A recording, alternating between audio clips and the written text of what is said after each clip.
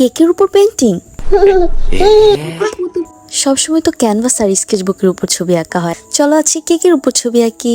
ছবি আঁকার আগে চলো কালারগুলো মিক্স করে নেই। আমার কাছে শুধু নীল, হলুদ, লাল ফুড কালার ছিল।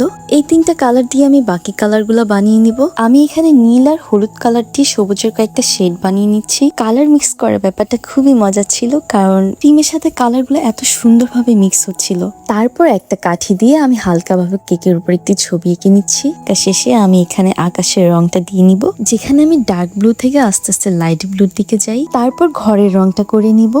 আমি এখানে ঘরের চালের মধ্যে ডার্ক সিয়া গ্রিনে কয়েকটা শেড দিয়ে নিচ্ছি, আর বাকি ঘরের দেওয়ালে আমি অফ হোয়াইট কালার দিয়ে দরজা জানালা দিয়ে ঘরের কাজটা শেষ করছি।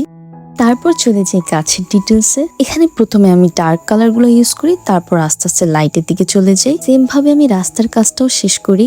গাছের ডিটেলস দেওয়া শেষে আমি এখানে ইয়েলো কালার দিয়ে কিছু হাইলাইট দিয়ে নিচ্ছি গাছের মধ্যে, আর সবার শেষে আমি এখানে কিছু ফ্লাওয়ার অ্যাড করে দিচ্ছি। ফ্লাওয়ার দেওয়ার পর কেকটা এমন দেখাচ্ছিল, কিছুটা খালি খালি লাগছিল, তাই আমি এখানে একটা হাঁস দিয়ে দিচ্ছি। তারপর হাঁসটার মধ্যে একটু শেড দিয়ে দিই। শেড দেওয়ার পর এমন লাগছিল, তেমন একটা ভাল লাগছিল না, আর হাঁসটাকে খুব একা একা লাগছিল, তাই ভাবলাম ওর একটা পার্টনার রেখে দিই আর জানালার ফুলগুলোকে একটু ঠিক করে দেই। কিন্তু